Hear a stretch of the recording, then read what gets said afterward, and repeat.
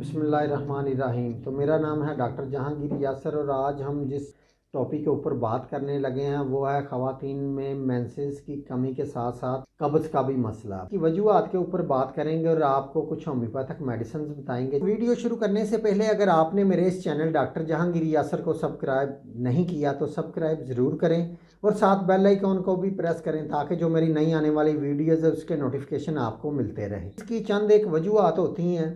इसमें यह है कि जो जिस्म के अंदर बहुत ज़्यादा गर्मी और खुश्की पैदा होने की वजह से भी ये मसला हो सकता है, या जो जिस्म में चर्बी ज़्यादा होने की वजह से या फैटी जिस्म होने की वजह से भी ये मसला हो सकता है। जिस्म में हार्मोन्स की अनबैलेंस होने की वजह से भी ये मसला मसाइल हो सकता है।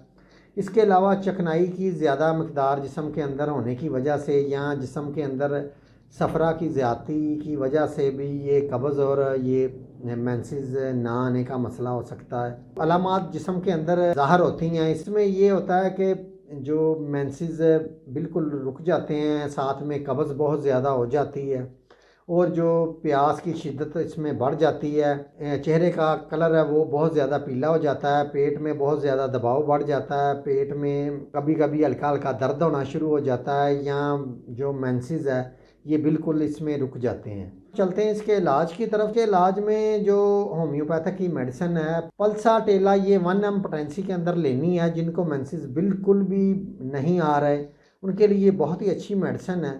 तो पल्साटेला 1 mg आपने एक खुराक लेनी है, उसके बाद आपने 15 दिन के वक्फे से इसकी दूसरी जो खुराक है ये लेनी है।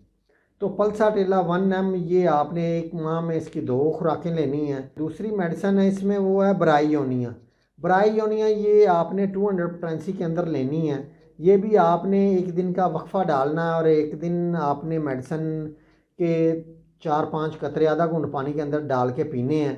उसके बाद एक दिन आपने नागा करना है और उससे अगले दिन आपने फिर इसके 4-5 कतरे आधा घूंट पानी के अंदर डाल के आपने पीने हैं। जो ब्राईओनिया 200 ये आपने तकरीबन कोई इसको 10 दिन तक इसको इसी तरह रूटीन के साथ आपने इस्तेमाल करना है।